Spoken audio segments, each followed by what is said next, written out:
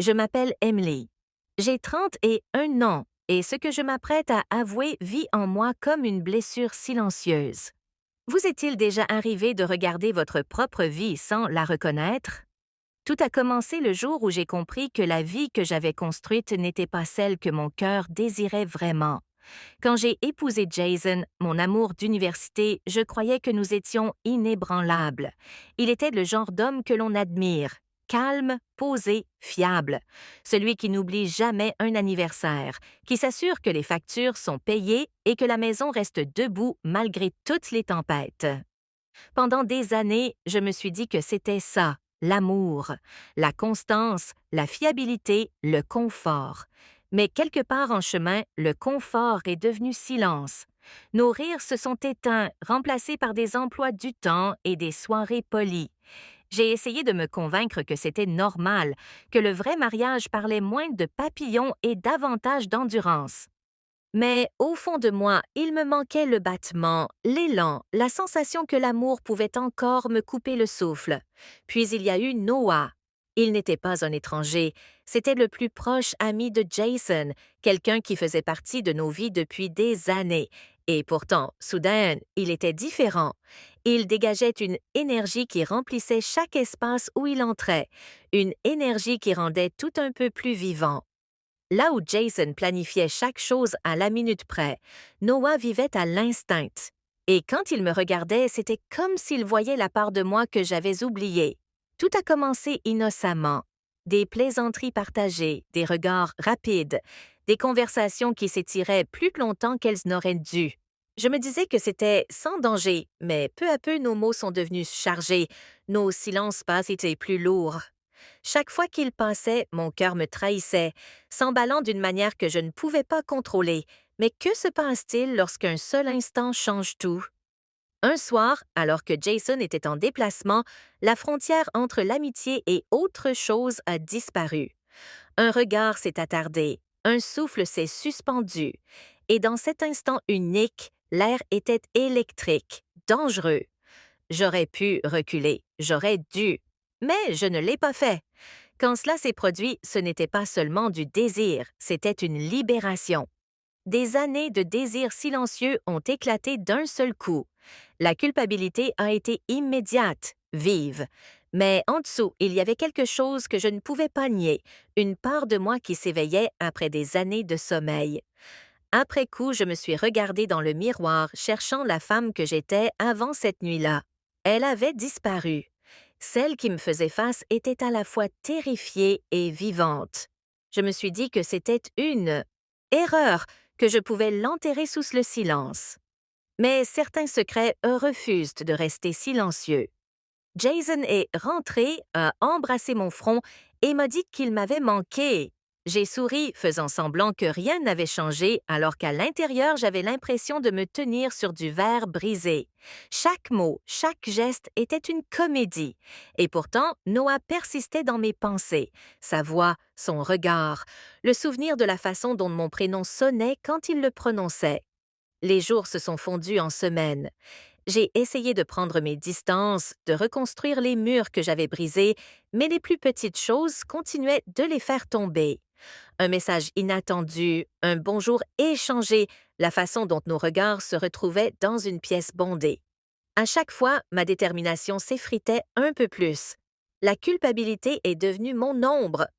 La nuit, tandis que Jason dormait à mes côtés, je revivais des moments que je n'aurais pas dû me rappeler. Mon corps restait immobile, mais mon esprit était ailleurs, pris dans une tempête dont je ne pouvais m'échapper. Puis Jason a proposé que nous partions un week-end. Juste nous deux, a-t-il dit doucement, les yeux pleins de bonté, sans se douter de rien. J'ai accepté, espérant que la distance apaiserait le chaos en moi. Ce voyage a été à la fois une grâce et une punition. Loin de tout, j'ai vu Jason tel qu'il était vraiment, un homme qui m'aimait sans condition, qui avait bâti tout son monde autour de mon bonheur. Je l'ai regardé rire près du feu, me prendre la main, et je me suis demandé comment j'avais pu perdre de vue un amour pareil. L'espace d'un instant fugace, j'ai cru pouvoir revenir pleinement vers lui, que la tempête en moi pourrait se dissiper en calme. Mais quand nous sommes rentrés, Noah était là, Un seul regard et chaque fragile parcelle de contrôle que j'avais construite s'est effondrée. La vérité m'a frappé de plein fouet. Je ne pouvais plus vivre dans deux mondes. La sécurité silencieuse de l'amour de Jason et l'attrait sauvage et dévorant du toucher de Noah ne pouvaient pas coexister. L'un détruirait l'autre et tous deux me détruisaient lentement. Aujourd'hui, chaque matin pèse plus lourd. Le sourire de Jason porte une confiance que je ne mérite plus. L'absence de Noah ressemble à une blessure qui refuse de guérir. Je traverse mes journées en faisant semblant que tout va bien, mais à l'intérieur, c'est le chaos. Une tension constante entre la culpabilité et le désir, la sécurité et l'élan. Je ne sais pas comment cette histoire se termine. Peut-être que la vérité éclatera et réduira tout en miettes. Peut-être que je la porterai en silence jusqu'à la fin de ma vie. Tout ce que je sais, c'est que ce que j'ai ressenti avec Noah était réel, brut et effrayant, mais réel. Et parfois, les choses qui nous ruinent sont les mêmes que celles qui nous rappellent que nous sommes encore en vie. Maintenant, des bougies, mon vin préféré, la chanson de notre mariage en fond sonore. Mais pendant qu'il parlait, je n'entendais qu'Adam. Sa voix, son rire, ces mots qui résonnaient dans ma tête. Tu mérites plus, Rachel. J'ai souri tout le long du dîner, faisant semblant d'être présente, alors que mon cœur était ailleurs. Plus tard, quand Michael s'est endormi à mes côtés, je suis restée à fixer le plafond.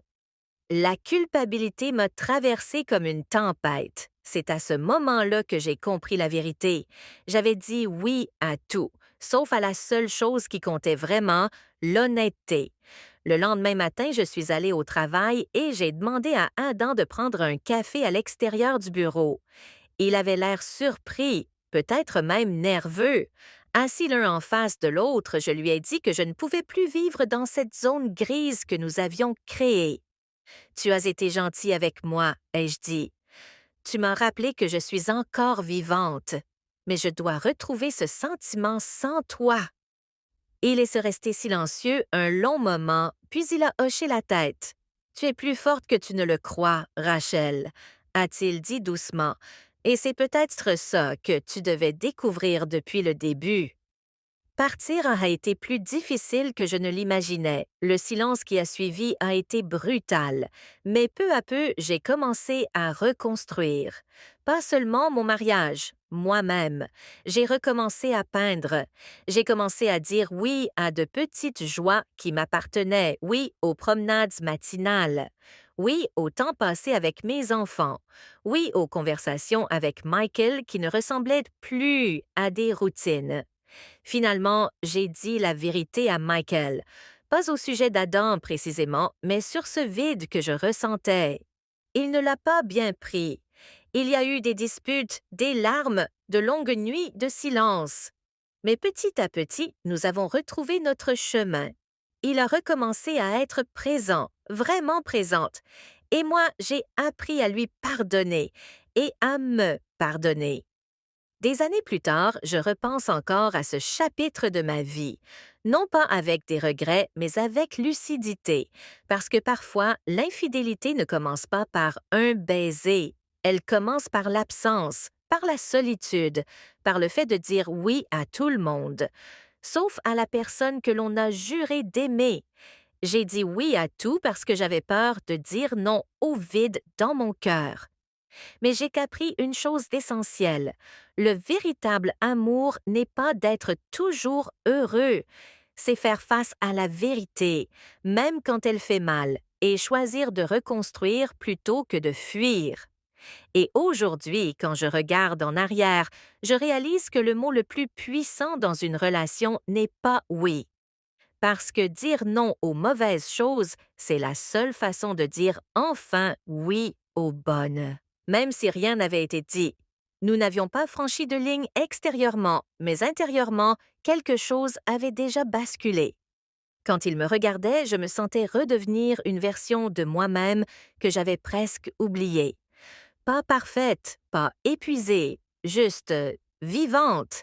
Et je crois que c'est cela qui m'a le plus effrayée. Scène 8. L'espace entre deux vies. Après cette nuit-là, le silence avait une nouvelle signification. Chaque regard avait du poids. Chaque mot restait suspendu un peu trop longtemps.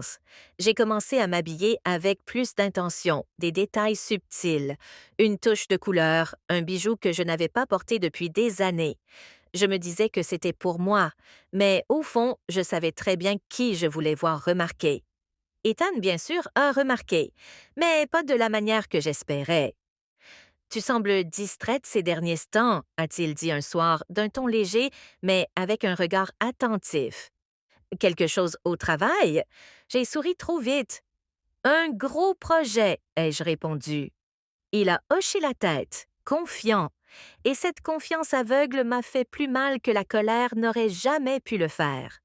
Ce soir-là, je suis restée assise dans ma voiture, sur l'allée, longtemps après être rentrée. La lumière du salon brillait doucement à travers la fenêtre. Une image parfaite de paix domestique. À l'intérieur de cette maison se trouvait tout ce que j'étais censée vouloir. Et pourtant, assise là dans l'obscurité silencieuse, je me sentais étrangère à ma propre vie.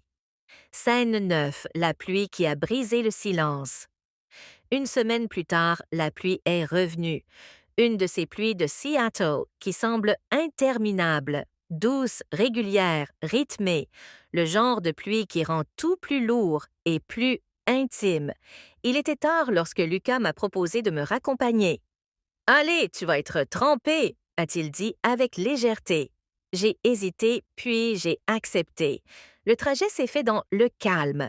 Les essuie-glaces balayaient le pare-brise dans un mouvement lent et hypnotique. Nous parlions de travail, de musique, de rien d'important. Mais sous chaque mot, il y avait le murmure de quelque chose de plus profond, quelque chose de non dit. Quand il s'est arrêté devant ma maison, je n'ai pas ouvert la porte tout de suite. Pendant un moment, tout ce que j'entendais, c'était de la pluie contre la vitre. Puis il a dit doucement, « Tu n'as pas à faire semblant d'aller bien tout le temps. » Quelque chose en moi s'est fissuré. Je voulais dire « ça va », mais les mots ne venaient pas. À la place, je me suis tournée vers lui, et dans cet instant fragile, tout a changé. Le baiser n'était ni sauvage ni calculé. Il était silencieux, douloureux, humain. Et quand il s'est terminé, il n'y a eu ni victoire ni soulagement, seulement le poids lourd et tranchant de savoir que quelque chose d'irréversible venait de se produire. Contacter les sociétés de cartes de crédit, rassembler des preuves des signatures falsifiées. Nous avons engagé un expert en écriture qui a confirmé ce que je savais déjà. Je n'avais pas signé ces demandes. David s'est jeté corps et âme dans l'aide.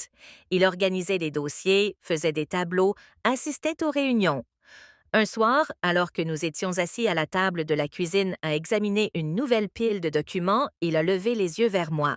« Maman, je dois te dire quelque chose. » J'ai posé mon stylo. « D'accord. » Il y a quelques années, papa m'a demandé d'investir avec lui dans quelque chose, une start-up technologique. Il disait que c'était une valeur sûre, qu'on deviendrait riche. J'avais 50 000 $ économisés pour les études de tes enfants. Il voulait que j'y mette tout. Mon cœur s'est serré. David, dis-moi que tu ne l'as pas fait. J'ai failli, mais Sarah, sa femme, elle ne faisait pas confiance à ce projet. Elle disait que si c'était vraiment sûr, pourquoi papa avait-il besoin de notre argent? On s'est disputé, j'étais furieux contre elle. Mais elle est restée ferme. J'ai dit non à papa. Il a baissé les yeux. Il m'a regardé avec des yeux hantés. Je crois qu'il était déjà dans les ennuis à ce moment-là. Je crois qu'il essayait d'utiliser mon argent pour réparer ses erreurs. Et si j'avais dit oui, on aurait tout perdu aussi. J'ai tendu la main et j'ai serré la sienne. Mais tu ne l'as pas fait, Sarah vous a sauvé. C'est ça qui compte. Il a hoché la tête. Tu crois qu'il aurait continué? Qu'il aurait pris de l'argent à d'autres personnes? J'ai pensé à la lettre, aux mots de Bob. Je pense qu'il se noyait. Et les gens qui se noient s'accrochent à tout ce qu'ils peuvent atteindre, même si cela entraîne quelqu'un d'autre sous l'eau. 3 mois après la mort de Bob, nous avons eu notre première victoire. 2 sociétés de cartes de crédit ont reconnu que les signatures étaient falsifiées et ont retiré les dettes de mon dossier de crédit. Ce n'était pas grand-chose, mais c'était quelque chose, la preuve que la vérité pouvait gagner même lentement. Emily ne me parlait toujours